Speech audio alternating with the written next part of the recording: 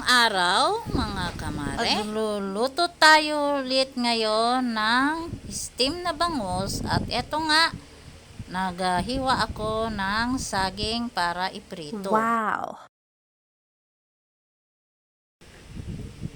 Hiniwa ko lang ito ng maliliit. Ayan, yung isang saging, 3 hiwa ang ginawa ko. Yung iba, 2. So ito naglagay na ako ng 3, 2, mantika. Ayan. At ito ipapainitin muna natin bago ilagay ang ating saging. Ayan, naglagay na ako dyan. At ayan, sabay silang nag-i-steam din ako ng bangus. Ito na, nilagyan ko ito ng konting asukal. Yung iba, walang asukal kasi gusto ko yung walang asukal kasi hinog naman na itong saging na ito kaya may tamis na siya. So hinati ko lang siya. Ayan yung merong asukal at ito yung walang asukal.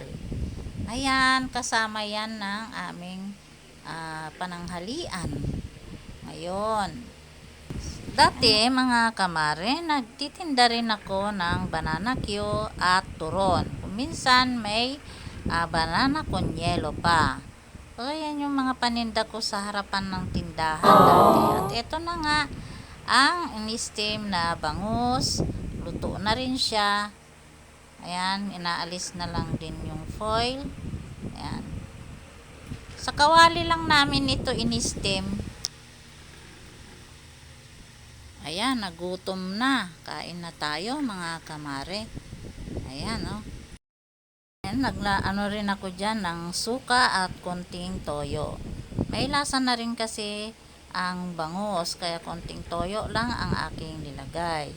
Ayan, meron din yan na palaman na kamatis, sibuyas at luya. Alam niyo mga kamare, masarap din itong ihalo sa gulay. Katulad ng pakbet or dinengdeng na tinatawag. At ayan, pinaliguan na rin ni Mabel si Coco. Wow! Ayan, tulong sila ni papa niya. Ayan. Ayan, nakapagbalot pa kasi ayaw na niyang mabasa at nakapagpalit na. Sige na mga kamare. Thanks for watching. God bless all. Thank you.